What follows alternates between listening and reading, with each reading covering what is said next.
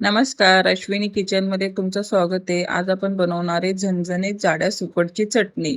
तुमच्याकडे काय बोलतात नक्की सांगा. चला मग रेसिपीला सुरुवात करू.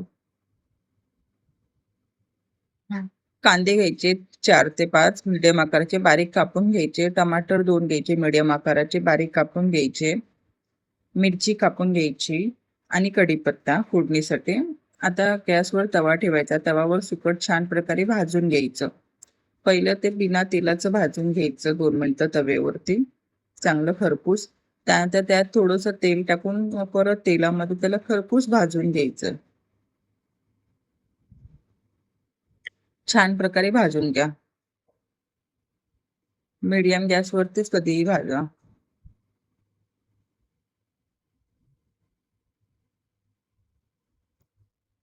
भाजून झाल्यावरती याला साईडला काढून घ्या.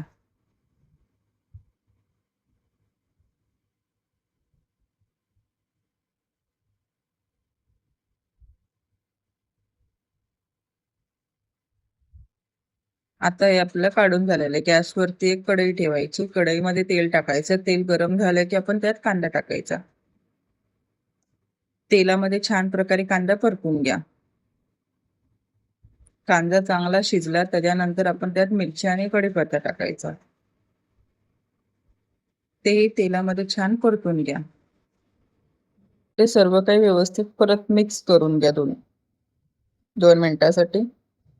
कांदा छान प्रकारे परतला की आपण त्याच्यामध्ये टोमॅटो टाकणार आहोत. टमाटर टाकायचे. आता टमाटरही मिक्स करून घ्यायचे त्याच्यामध्ये.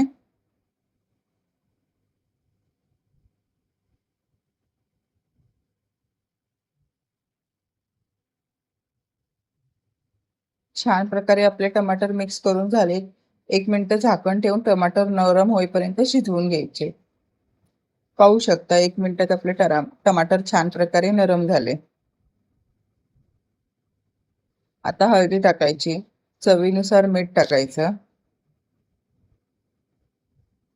आणि व्यवस्थित परत मिक्स करून घ्यायचं. सर्व काही व्यवस्थित परत मिक्स करून झालेलं आहे. आता आपण ह्याच्यामध्ये सुकट टाकणार आहोत भाजलेली आपली. सुकट टाकायचं. सर्व काही व्यवस्थित मिक्स करून घ्यायचं.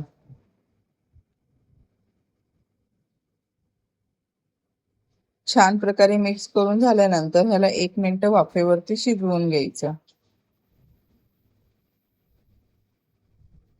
आता आपल्या भाकरीसोबत गरम-गरम सुकट तयार आहे. अशाच नवीन-नवीन रेसिपीसाठी अश्विनी किचनला नक्की सबस्क्राईब करा, फॉलो करा आणि मला सपोर्ट करा. Thank you. आपली रेसिपी तयार आहे. पाहू शकता.